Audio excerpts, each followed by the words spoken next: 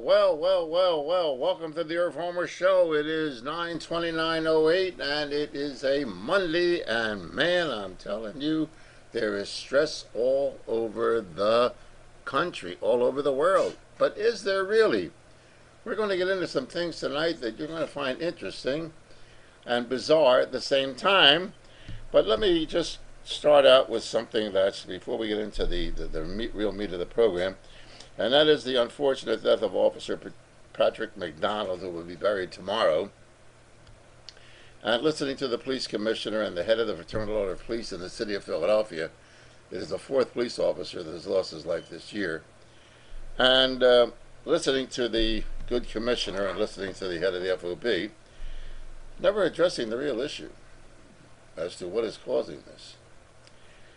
And it's very emotional. Why don't they lock them up? Why are the judges too lenient? Blah, blah, blah, blah, blah, blah, blah. Well, problem is, ladies and gentlemen, we got more criminals than we have space for. And we have less money to keep prisoners incarcerated. And less money to pay guards. What do they call them? Security officers now, or what they call them. So while the police commissioner is crying, and justly so, and the Fraternal Order Police head is crying, and why police officers are feeling bad, and why we all should feel bad about the death of anyone. The real issue is this, and I'm going to say it, and if you like it, fine. If you don't like it, it's too bad. I am tired, and I know you're going to say, Irving, it's racist, and this. I'm tired of seeing black people on the 6 and 11 o'clock news, A, being killed and dead, and B, black parents and people crying. You and the black community got a problem. And it ain't whitey. It ain't me, and it ain't other white folks. It's your community that's killing each other. And if the Ku Klux Klan was killing as many of you people as you're killing yourself, there'd be Al Sharpton and Jesse Jackson and every other radical black in America raising all kind of hell. Well, it's about time you people started raising hell in your own community and putting a stop to it. I, as a white person, can't stop it. I got my own problem with Jews that commit crimes with pens. Your people are committing crimes with guns. And the black community has got to start taking some right responsibility for the deaths and the murders and the brutality and the unconscionable pregnancy of young black women and dropouts in the school system. And it's not the teacher's fault, it's not my fault, it's not Whitey's fault, it's your fault. Racist? I don't give a damn if it's racist or not. I know there's good black folks and there's good black, you know what, I heard that crap all my life. And there's good Jews, and there's good Catholics, and there's good priests that don't rape children. Of course there are. But I, as a white person, a Jew, couldn't correct the problem that existed in the Roman Catholic Church when priests were molesting choir boys. And I can't stop the crime in your community. You've got to do it yourself. Get your ass away from the television sets, out of the bars, and stop with that damn yunky music that you've got. It sounds like a damn native uprising. And get your act together. And stop blaming the whole world for your problem. It is a black problem in America, and you got the problem. And only you can straighten it the hell out. And I'm sorry I have to say this, but it's the truth. If I'm wrong, you correct me. But the black viewers of the Irv Homer Show, which is reaching 500,000, and I'm proud to say 500,000, you're not watching this program, or you're not getting an education, and you're not going to the libraries, and you're not listening to radio stations that'll provide an uplift. You're listening to that monkey music on every damn radio station. It sounds like a bunch of war hoops instead of damn music. And if it wasn't for the fact there was electronics in the music business today, there wouldn't be any stars.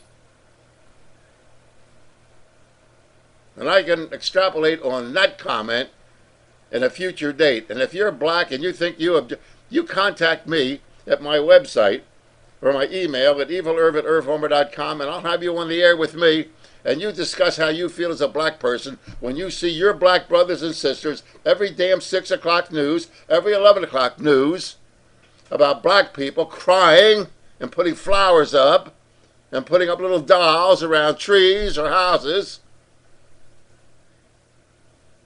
and we'll debate the issue. It's your problem. Your own people told you. You don't want to listen. You don't want to listen to Tony Brown. You don't want to listen to Walter Williams. You don't want to listen to Thomas Sowell. You don't want to listen to Tony Brown. Listen to some damn drug pusher on the corner. Or you want to knock up another teenage black girl. What is that, a claim to fame that you got a wand that works? Maybe it'll put something in the water in your community. But you got a problem. Black people in America have a problem. And it's not Katrina. It's either in your culture, your upbringing, your morals, or what the hell it is, I don't know. And yet, by God, you got churches all over your community. Well, what the hell are they teaching that church? How to sing hallelujah and act like, all that kind of crap? Well, you got a problem. And I want to see a different newscast on the news. So, Commissioner, people don't want to pay for prisons. Don't blame the lenient judges. Judges are given a list of how many prison space there is. The parole boards are under pressure because there's no place to put them or keep them. But you boobus Americans don't want to hear that. Lock them up, put them away. Hell, they spent more money in Guantanamo, Cuba, building the prisoner there for enemy combatants than they've spent in America for prisons lately. And what the hell are they doing in prison? Prisons are a school to learn how to be a professional criminal so you don't get caught. Do we want to give a guy that's got a criminal record a job? No, the guy was out of prison as Gittins. He was out of prison for 2 weeks, and he kills a cop. Well, what the hell was he going to do? I wouldn't hire him, would you? So what's he supposed to do? Took a gun, stuck somebody up, and then killed a cop. You got a societal problem in the black community, only you can solve it. And I'm tired of hearing excuses. This kid probably brought up with no father, no mother, on the street, 10 years old, committed his first crime. No parental guidance. Should be in an orphanage. Oh, you can't have an orphanage.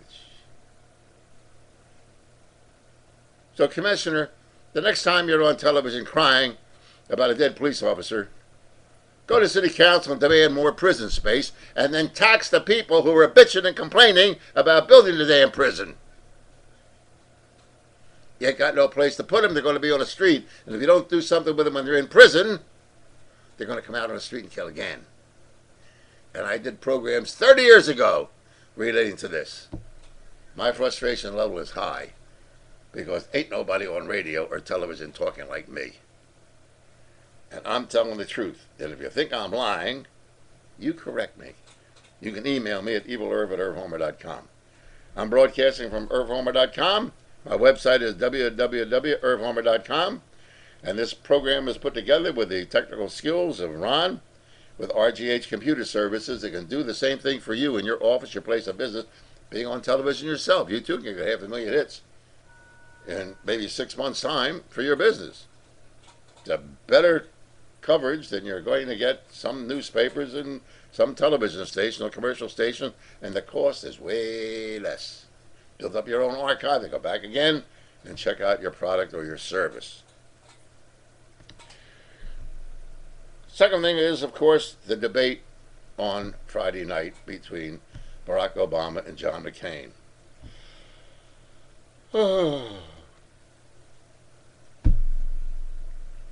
Watching that debate was like watching the Eagles game last night. Boring. No substance, no meat. Attack each other to destroy the other one's policy. If your position is strong, Barack Obama, go after John McCain. John McCain, if your position is strong, go after Obama. Let's see what you've got that he don't have or what you got that he don't have. But I'll tell you the truth. You know who I'm going to vote for after that debate? Jim Laird, the moderator. He made more sense than the two of them. I heard some idiot, Michael Smirkanic. Why are you doing these guys out? I was proud to be an American after Friday night. Michael, you're so full of crap it crawls out your ears. Please call Michael and tell him I said so. You're so full of crap anymore, Michael, you nauseate me. proud to be an American. I'm proud to be an American because you and I, ladies and gentlemen, are going to survive regardless of which one of those two turkeys are going to get in.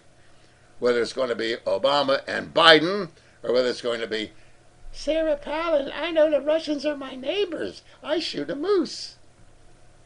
Don't you feel comfortable with her sitting close to the White House?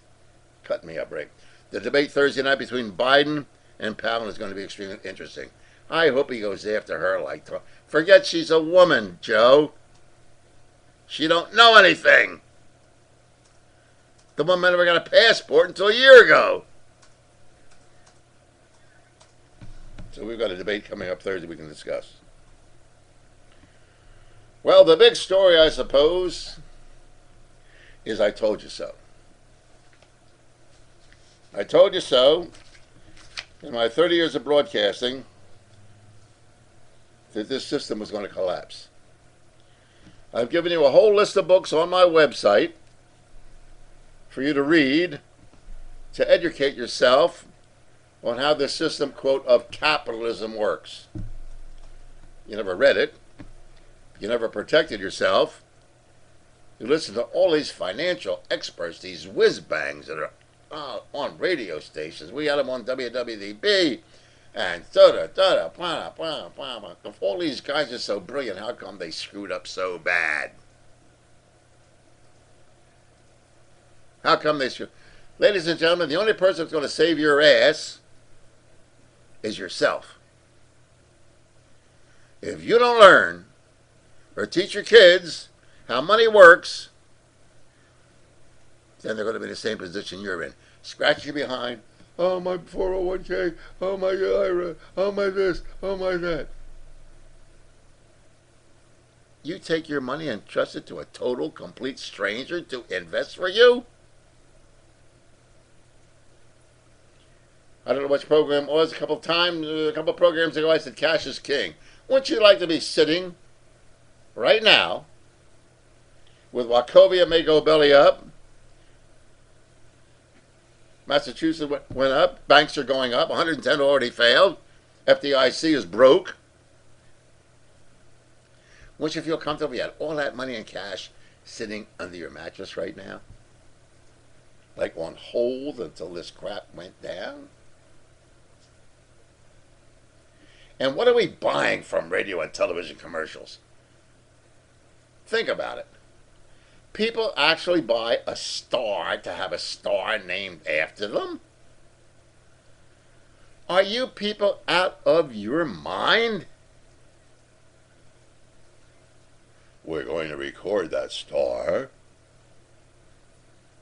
What are they, $65 to buy a star? To have it named after you? Are you crazy? Or there's another one I like. This company has been cited so many times. Give us $4,000 or $5,000. If you have an invention, we'll show you how to market it.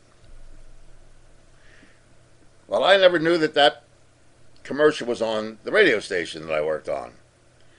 And a caller called me and said, what do I think of it? I said, well, if I had an invention that was any good, I'd want somebody to pay me $4,000 for my invention. But these people are spending thousands of dollars and don't know how to protect themselves. You can get a book on how to register your invention yourself for nothing. And then look for a venture capitalist to invest in your invention that they can't steal because it shows you how to have, quote, patent pending or copyright pending. But you're too damn lazy. You want somebody else to do it for you. So these leeches get on radio and television and huckster all of the stuff and you pay for it. And this is the reason we're in the position we're in today. When Al Gore, let us go to the Social Security and the entitlement programs. When you deal with money and finances in your own home, you should have what is known as a designated fund.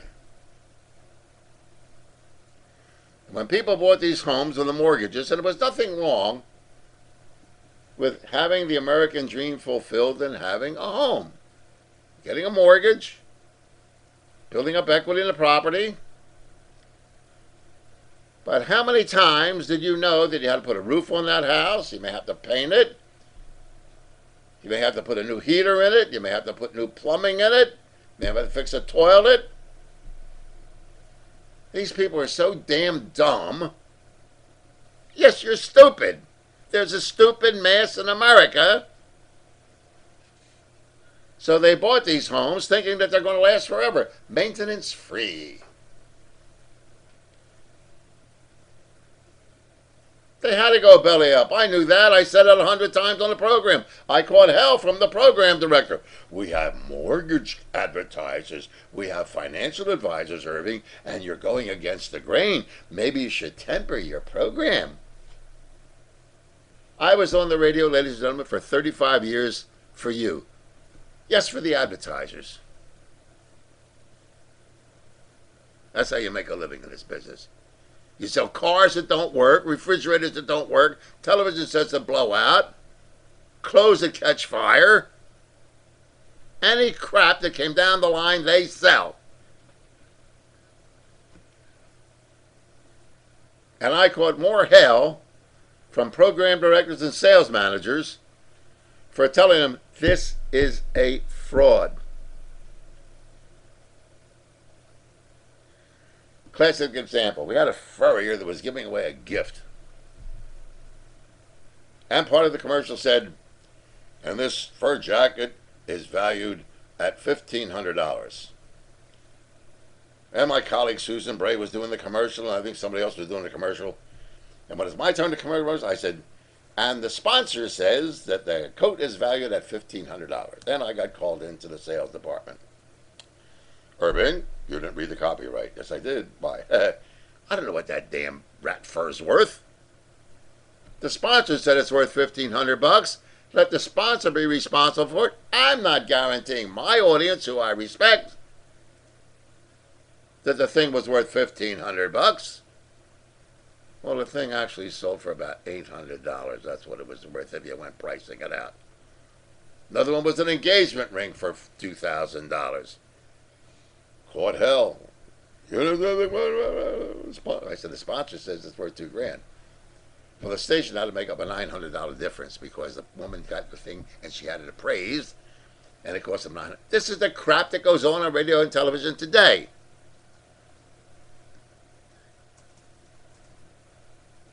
A couple other things before we get to what's going to be the future, because the vote was turned down today on this $700 billion gift stimulus package. They give it all kind of damn names.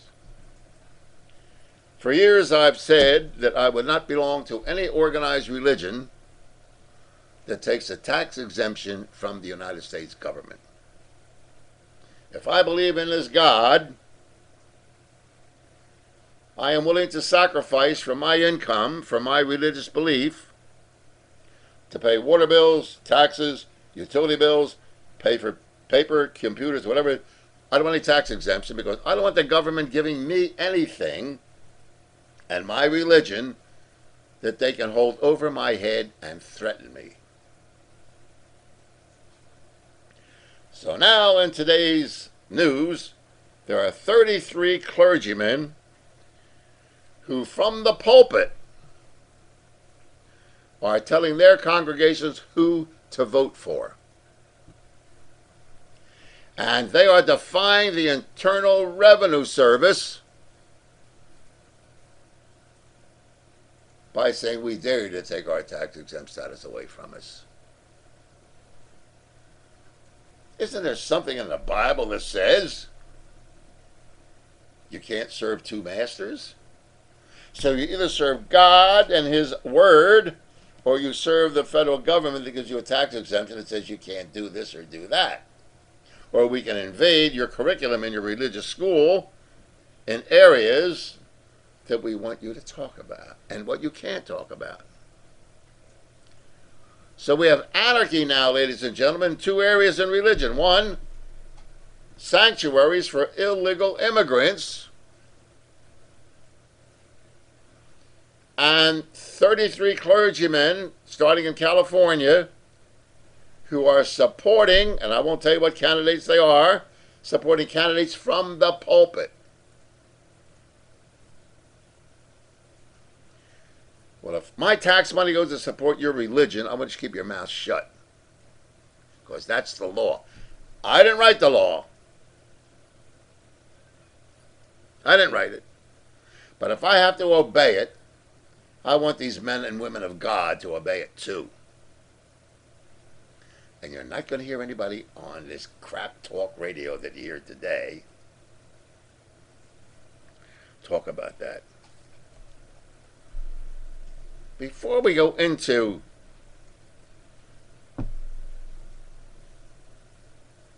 something, I want to talk about two societies. The two societies in America. And I have a social life now that I didn't have before because of my occupation being tied down to commercial radio and having to watch program directors and all this other garbage that these whores in talk radio are hooked into today. And so I'm meeting more and more people and listening. I listen more than I talk. And yesterday, I was at a social engagement, little birthday party for a boy 9 years old, one of my little buddies. And his dad took him to the Penn State football game Saturday night at Penn State. Took his dad and the two little boys. There were 109,000 people, ladies and gentlemen, in Penn State Stadium, and they won Saturday night. And the whole conversation was these 109,000 people in the game and blah, blah, blah, blah, blah, blah. I'm thinking, I wonder if those 109,000 people knew the vote was going to take place today. I don't know what those tickets cost, but you don't go to a Penn State football game that's sold out and it's cheap. Or take the bus from Philadelphia to Penn State and back again. They got back 5:30 Sunday morning without costing money. So it seems to me that we've got two societies in America. The society that is partying hardy because they got the bucks or something, I don't know. The other society that's scratching their ass and picking their nose trying to figure out how to pay their bills. So I don't know what part of the society you fit. Now, there are more and more people going to psychiatrists and psychologists today because of the economy. You know, give me this crap. Money ain't everything. Let me tell you something. Tell that to the utility company or mortgage company. Some of these people in the higher echelon of government are getting subpoenas. Karl Rove, for instance, who's now pushes on every television program to hear the genius Karl Rove, and the wonderful fallen Newt Gingrich, who happens to be a smart guy. No question about it. But Newt lost Speaker of the House because he screwed up. Now he's a Fox News analyst. Karl Rove, a Fox News analyst. These are the guys that got us in this problem. And you sit there dazzled by them. Oh, they're brilliant. No, you guys screwed this thing up. So they were supposed to, which was a lie. Al Gore suggested, when he was running for president, to take Social Security money and put it in a lockbox. Remember the lockbox? And the Medicare money. And have it as a designated fund. And going back to when you buy a home, you must put a certain money away for capital improvements and operating expenses. You take that money and put a couple bucks away for a roof, a couple bucks away for plumbing, a couple bucks away for painting, paper hanging, fixing the wall, maybe it has to be pointed. You keep that money separate, and you don't touch it. Then you pay your bills, buy your food, take your vacation, but you don't touch that designated funds. That's what should have been done with Medicare and Social Security. Social Security isn't broke. The Social Security Trust Fund that was set up has been robbed by your congressmen and senators. And now there's there are too many entitlements out there. No, there ain't. You stole the money and put IOUs in. Social Security is... Why do you think that Bush wanted to privatize it? because he's part and parcel of the thieves in Congress that stole our Social Security money, stole the Medicare money, put it in the general fund, and put IOUs in there instead. Did I warn you about it? Of course I did. Did I warn you about the FDIC going broke? Of course I did. Did I warn you about the fact that the reserve of banks belonging to the Federal Reserve System were depreciating and deleting their reserve fund? Of course I did. But I was the screwball on WWDB. I was the nutcase. I was the one that program directors receiving notes from my colleagues. I was the one that this nutcase Pat Wandling referred to as a crazy program on WBCB. Wasn't for the fact that she worked for politicians. She wouldn't have worked for anybody. Let me equate this so-called bailout, this so-called, whatever you call it, with the original gambling bill in the state of Pennsylvania. When Rendell shoved through the gambling bill, and you people wanted it,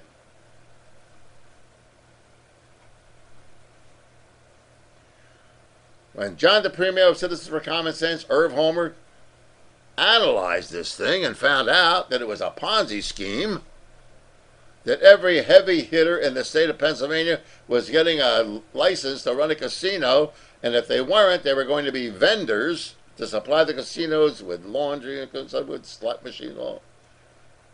We exposed it. My own state, Tommy Tomlinson, and Jim Cawley who was now a commissioner, Bucks County commissioner, should be thrown out of office. Man lied to me. Cawley's a liar. He was supposed to come on the air with me and explain to me why they had to revise the gambling law, and they're still revising the damn thing because it's crooked. Well, this bailout is exactly the same as the gambling bill. Why would Bush want to railroad this thing through today when his own party, the Republicans, were against it? The Democrats wanted that to go through. I think it was 206 to 267 nays. What happened? Did the Republican Party desert President Bush, or did President Bush desert the Republican Party? He voted with the Democrats today. Bush voted with the Democrats today. He wanted it passed, and so did the Democrats. So did Bush suddenly turn becoming a Democrat?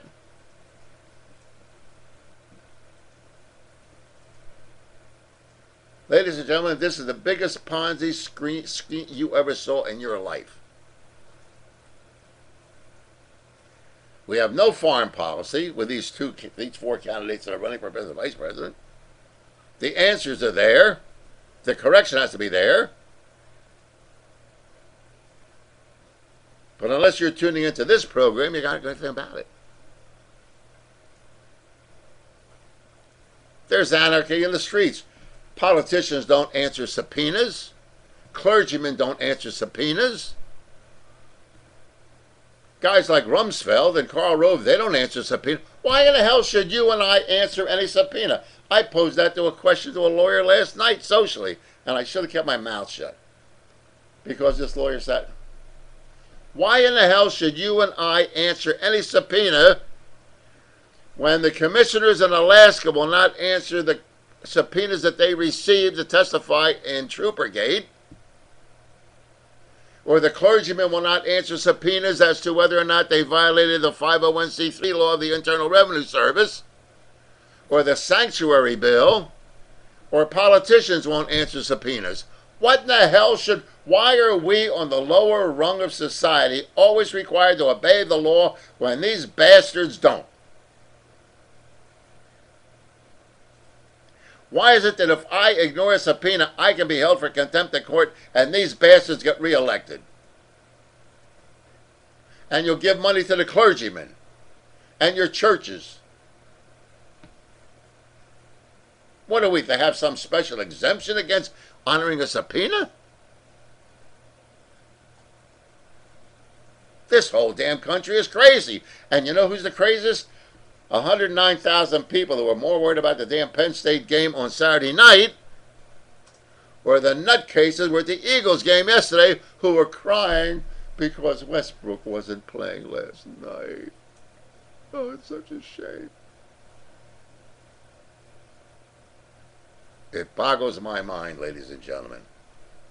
The dribble that is on radio and television today.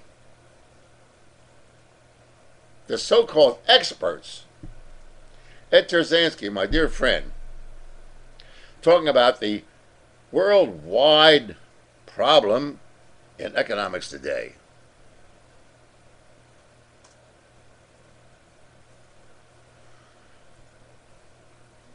Why was Ed wrong? I'm watching Inside Story. I had to turn it off. My blood pressure can't take it.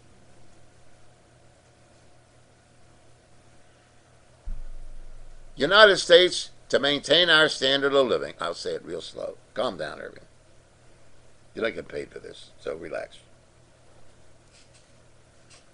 The United States imports 60% of its natural resources to maintain our standard of living. 60%. We have no natural resources here. Tungsten, chrome ore, none of that stuff. Copper, we don't have any. But the countries that we imported from are not hurting financially. As my good friend Ed Terzansky says, this is a worldwide economic problem.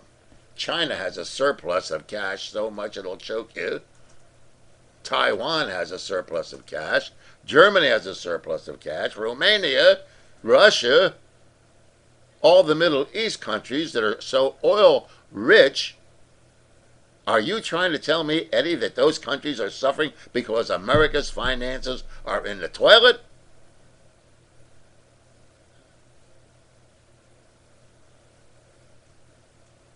Don't anybody pay attention to what the hell is going on from our so-called experts?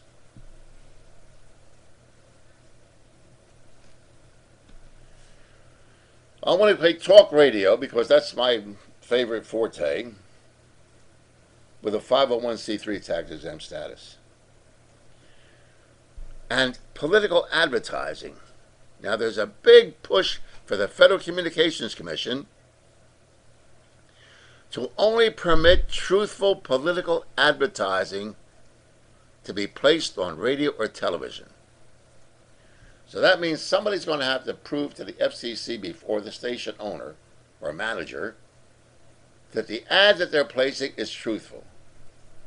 The one that says John McCain voted 90% of the time with President Bush. The person that places the ad, approved by Barack Obama, is going to have to say, well, here's his voting record, and that's how many times he voted with President Bush. And they're concerned about political ads. But what about all of these talk show hosts that are proponents for John McCain and Air America, if you're going to hear that, who is an Obama supporter? You folks out there ought to demand from the Federal Communications Commission, write to them, call them and say, I want to know how much Rush Limbaugh makes, to reveal his holdings. What kind of investments does he have? Why is he pushing a particular agenda? Michael Medved, Michael Savage, Sean Hannity, Alan Combs. Where are these people's money invested? Because since they're 3-hour political advertisements every damn day of the week. And as far as I'm concerned, when a talk show host or a moderator on television is a proponent for a political candidate, that's a commercial for that particular candidate. And should be required to reveal their source of income and who in the hell they have money invested with. Limbaugh, what, makes $100 million? I don't know how much he makes.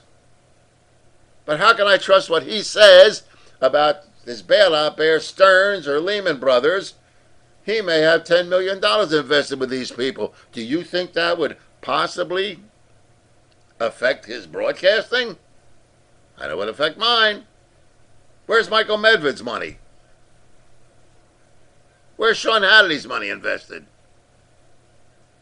Where's Soupy Sales, or whatever the hell that guy's name is? Hugh Hewitt, or whatever the hell his name is. Or that real nutcase, Mark Levin. Where's his money invested? And are they fair and balanced? Where's Walt Blister's money invested? Where's Larry Kudlow's money invested? These guys are proponents of political parties and political individuals, and they've got an axe to grind, and I want to know, A, how much money they make and where their money's invested before they should be permitted to be on the radio.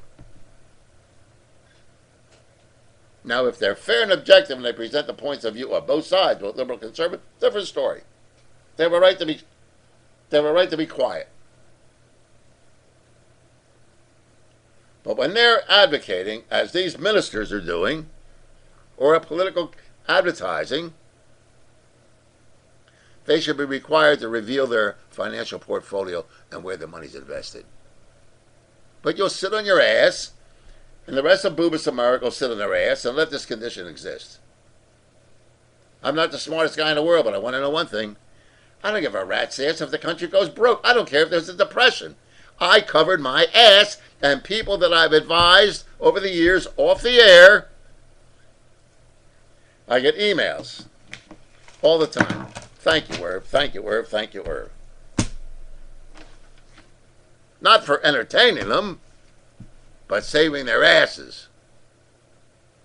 Because they too, among their group of friends, were considered to be a wackadoo. Well, ladies and gentlemen, I got news for you. The wackadoos don't give a rat's ass whether this bill is passed or not. I don't.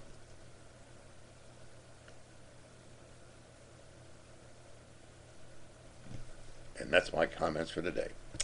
Broadcasting from IrvHomer.com. The website is www.irvhomer.com. My email address, if you want to email me, is evilerv@irvhomer.com. And this is all brought to you through the technical skills of RGH Computer Services for all your computer needs. Their number is 215-322-8685. 215-322-8685. I don't apologize as a rule because what I say I mean, and what I mean I say. But if I seem to be a little excited, a little frustrated, a little bit outraged, I am. And I'm outraged at what has happened to my country. And when I hear some nitwit talk show host say, well, most Americans, you don't have the faintest idea what the hell. I don't know what the Asian community thinks. I don't know what the Polish community thinks. I don't know what these average American. What the hell is an average American, ladies and gentlemen? Is a doctor the average American? That's the same as a truck driver, the average American? Is a space scientist the average American like me? This crap. The average American believes that Obama did the average. Why don't you learn how to listen to these fake, phony balonies and start using your own head? I know you're not going to be welcomed among a group of social friends. I know it. You're going to be lonely. You're going to be lonesome. They're going to think you're crazy. But the one thing they'll never hear you do is bitching about the way you're living. Because you're living within your means. You learned your lesson. You read the books that I proposed. You know what capitalism is? You know how it works? You know that we're not having socialism, but we're having state capitalism. You know the difference. So those of you who have been with me for a long time, you ain't suffering. One other comment, we'll go to our chat room. We do have a chat room here. We have a lot of questions coming in. Oh, boy. We have a lot of questions coming in. I'll try to get as many as possible. I constantly hear from the man on the street. I had it last night. That's why I said, I'm a social outcast. You really don't want me at... No, this was a party I went to Saturday night, not last night. You really don't want to invite me out socially. And if you do, if I keep quiet, hello, how are you? That's nice. And boy, Shirley, she's after me to keep my mouth shut. So the greed of Wall Street. You heard that, right? Probably some of you used it yourself. Those greedy guys on Wall Street. Those greedy guys on Wall Street. Yet sitting right next to me was a woman who loves the casinos. and I love her dearly. Very dear friend. And I said to one there, I said, I thought, you like a free lunch? No such. I was raised, weren't you later? No such thing as a free lunch. Well, let me tell you something. The casinos are generating billions and billions of dollars in America, not only in Pennsylvania, but across the country, because of greed. Something for nothing. We're going to hit the lottery. We're going to make money. We're going to go to the casino. We're going to have a good night. We want our Social Security. We want our welfare. We want our Medicare. We want our Medicaid. We want free medical care. Well, if we weren't so damn greedy, maybe the people on Wall Street wouldn't be greedy too. We're no different than the people on Wall Street. Because we all want something for nothing. So the government has given you the lottery, has given you the casinos, has given you Social Security, Medicare, Medicaid, aid to dependent children, small business administration loans, college loans, and grants. They gave you everything the greedy people want, and yet you will sit and yell that the Wall Street guys are greedy.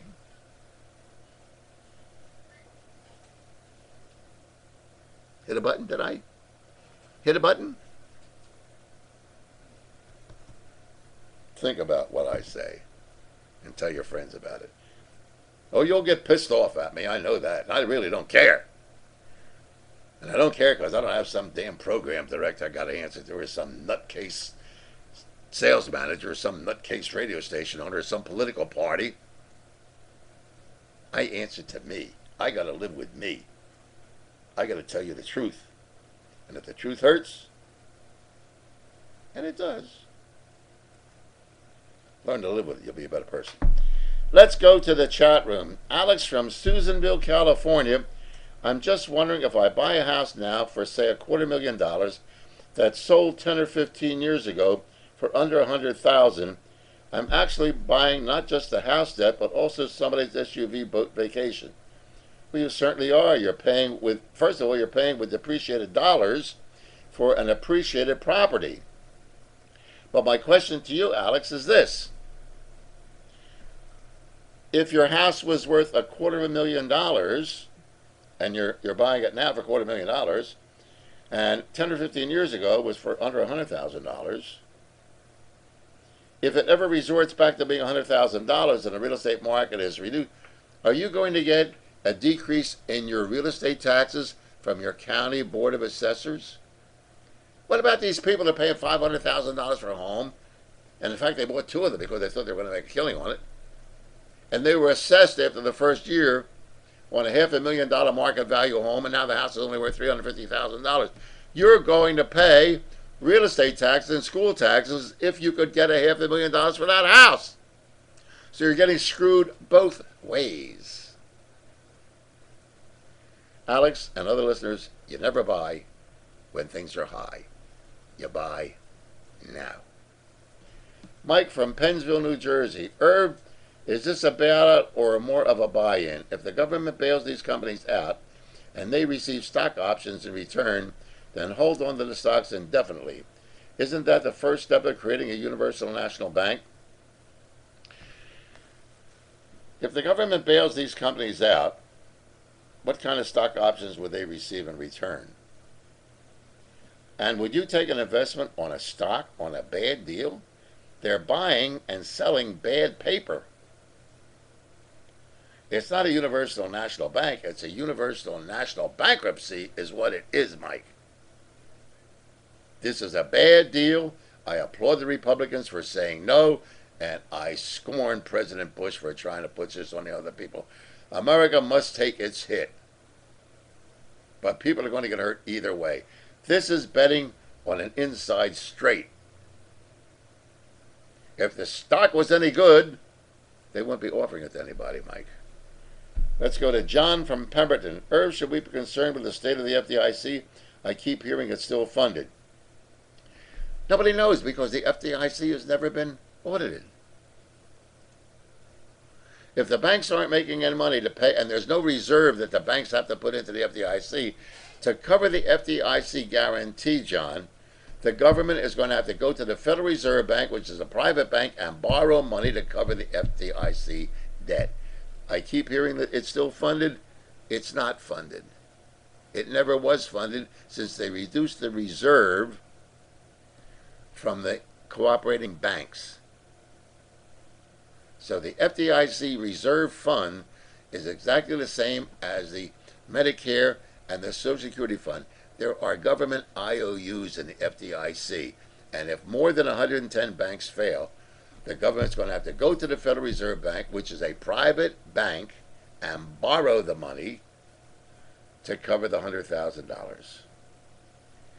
Bill from Lenai. Irv Ron Paul said this could lead to a dark age. Could there come a time when even having cash won't matter? No, it won't. And I'll tell you why cash is king, in my opinion. Okay? I'll tell you why. Because all during my career on radio, the government has been trying to get us into a cashless society where there is no cash available, that everything will be done electronically. Now, there are many people that have never seen cash. Young people today, they have a credit card, they got an ATM card, they have direct deposit, so they don't even know what cash is. So the government would like to remove all the cash in the world so they could trace you with electronic tracing. But if we have cash at the present time, it's king. Because A, the government don't know where it is, and B, they can't track it. It's that simple. Frank from Arizona. Irv, I'm confused. Don't feel bad, Frank. You have in the past stated that precious metals have value over fake currency, yet at the same time, I hear you say that cash is king over gold. Which is more valuable during economic crisis? A portion of both. But you can't take gold to pay your bills with. You can take cash and pay your bills with.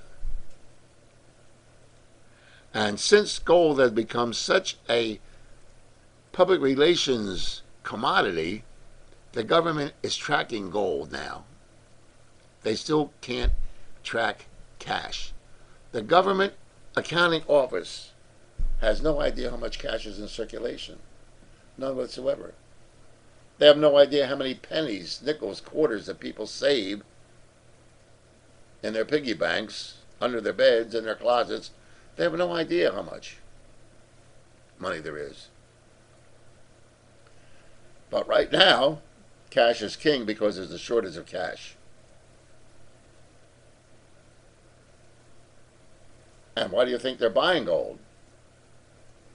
To sell it to India. We as a country on the international market, have credit.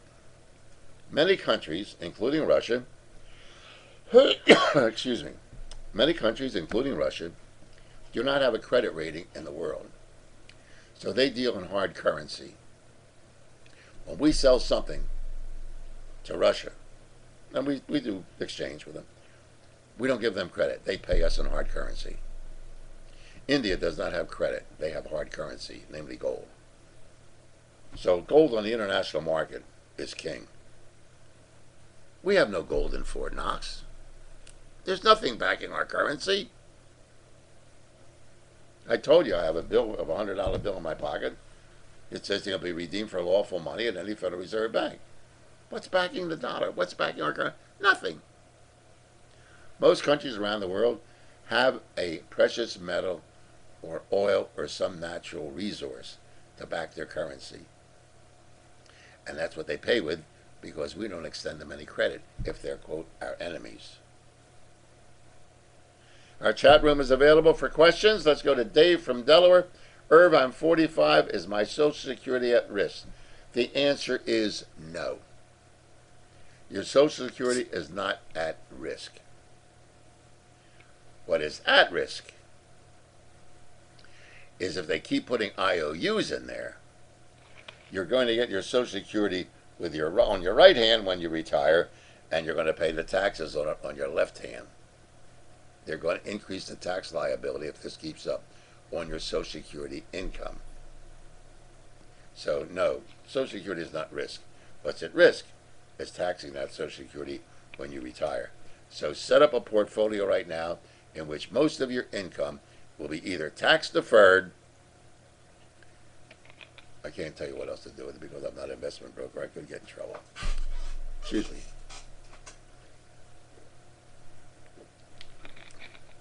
We have any more questions?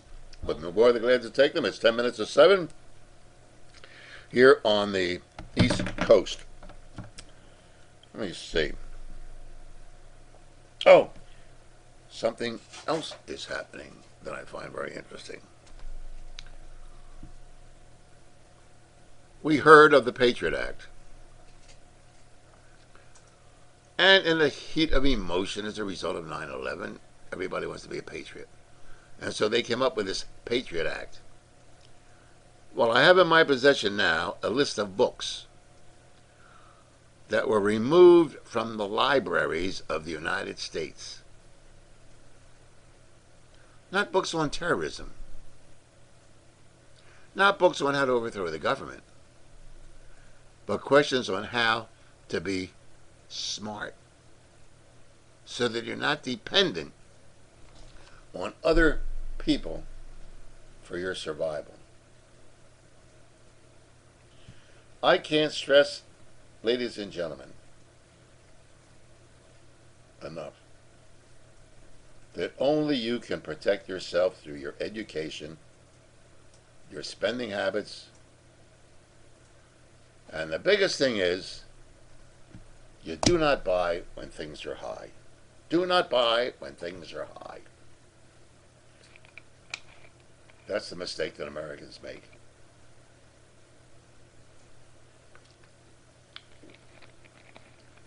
And now you're paying for it.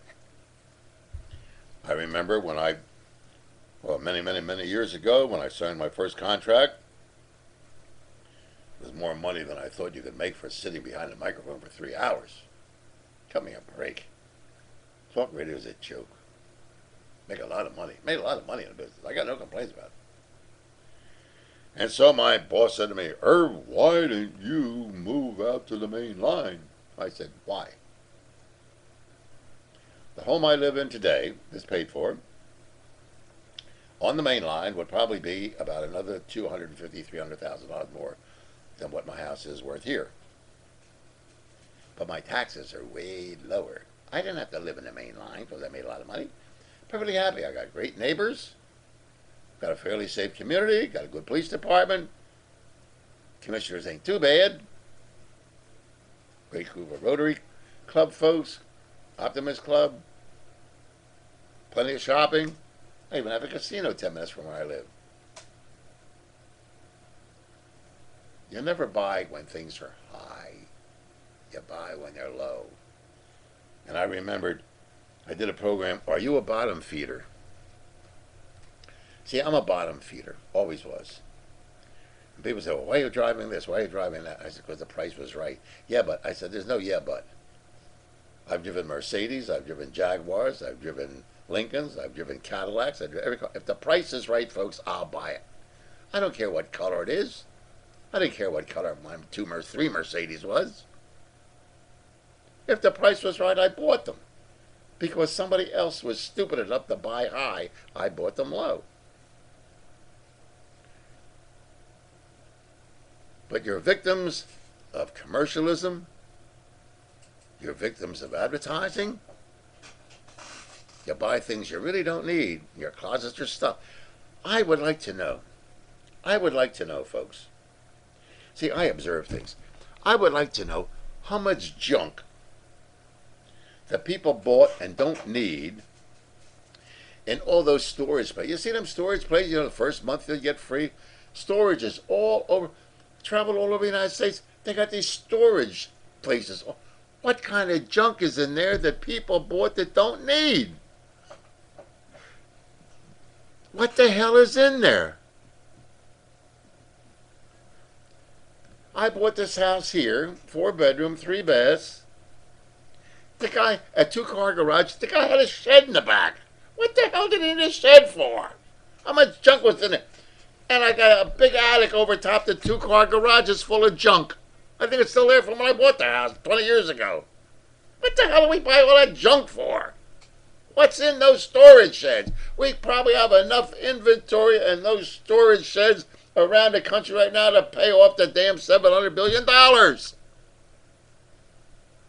I think Pope John Paul mentioned something about that one time in one of the encyclicals. He was a pretty sharp dude. You Catholics will forgive me, but I think Pope John Paul was a pretty sharp dude. Mike in Reading, how will the economy shake out if we ultimately don't pass the bailout package? We'll survive. Country's worth about $100 trillion. And I told you how it can be done. The government right now could declare a national emergency. The government could take control of its currency. I know it's very difficult to trust these turkeys in Washington. But with oversight guys like T-Bone Pickens, even Donald Trump, Jack Welch, formerly of GE, with an oversight of private people watching the transfer of the United States government, according to the Constitution, coining its own money that is debt-free, and we'll get into that in future programs, and paying off the Federal Reserve debt right now, we could be out of this crunch in 5 years without hurting real bad. You may have to lower your lifestyle a little bit. You may not be able to go to the casino. You may not be able to go to the Eagles game. You may not be able to go to the Penn State game. You may have to tighten up the budget a little bit. It won't hurt. But it can be done. As long as we have a private banking system, the Federal Reserve System, that loans money to the United States government, whose whole purpose in being in existence is to keep the taxpayers in debt. Banks do not survive unless you owe them money. The private Federal Reserve Bank, that you do not know A, how much interest they charge on the debt, or B, who the stockholders are of the Federal Reserve Bank, or what their notes are, because their notes cannot be revealed until 5 years after the meetings are held. This situation is going to go on and on and on and on. And unless you learn how money works and Federal Reserve note works, you're going to hit the skids. Federal Reserve notes are not money. The Federal Reserve Bank is not a federal bank. It has no reserve. It prints money for the stockholders of the Federal Reserve Bank, sells it to the United States government, and screws the taxpayers to pay it. The United States government, according to the Constitution, has the right to coin and regulate currency. It sold it to a private bank in 1933, and they've been screwing us ever since with depressions and recessions and inflation and deflation and stagflation. You're not going to hear that on Larry Kudlow's program. Bill in Northeast Philly. Irv, do you think Russia and China, with their large gold reserves, will become the next powerhouse of the world? Russia and China are already the powerhouse of the world. I had mentioned to you, China operates the Panama Canal and in this hemisphere. Russia sent 2 of its latest bombers to Venezuela and now has 4 of its leading warships to have war games with Chavez in Venezuela, and we're going to scratch our ass and look at those, and we're not going to have another Cuban Missile Crisis. The Russians, the Chinese, the Middle East Arabs are out to financially break the United States, and they're doing it with your... Do you remember when Khrushchev took his shoe off and he banged on the United Nations? We're going to hang you with your own rope. I remembered it. I took them seriously. Did Boobas America, did you take it seriously? No, you took serious that the Phillies are going to win a pennant, or the Eagles are going to win next game, and blah, blah, blah. As long as we live on bread and circuses and they live with a financial reality, they're the boss. Mary from Lenai on the chat room. Do you think we should have some cash on hand? And the monies we have in savings and checking, are they safe for how long? Thanks. I guess I want to be a wackadoo, but we don't have much. Mary, I can't give you financial advice. It would be irresponsible of me to do it. But I don't keep a large cash balance in my checking account. I don't keep a large balance in any bank. I've reduced my investments to hard currency, to negotiable things, tax exempt, a lot of stuff. Like the corporations. American corporations moved out of the country. I know it's unpatriotic, but if the multimillionaires and the corporate heads do it, why can't we? You have to be careful. Don't keep large cash balances. CDs are good. I have CDs. Anything that is fast negotiable for a short range until this crisis is over. You don't have much, you don't want to lose it in a bank crash. You don't want to lose it in a bank failure. The FDIC can only hang on so long. My advice, like I said, cash is king. But don't spend it. Don't spend it. I got some other secrets that I do, but I only do that when I make personal appearances and speak to private organizations. And they all say, I never thought of that, Irv. Well, think about it, because it can be done. That's about it. Well, thanks, ladies and gentlemen. You're not all wackadoos. Not if you're listening to this program. Tell your friends about it. Broadcasting from IrvHomer.com. My name is Irv Homer. Website is www.irvhomer.com. My email address is evilirv@irvhomer.com. Send me your emails. I'll respond if you have questions. Brought to you, of course, with the technical skills of Ron, RGH Computer Services, for all your computer needs, your problems. Give them a call at 215-322-8685. 215-322-8685.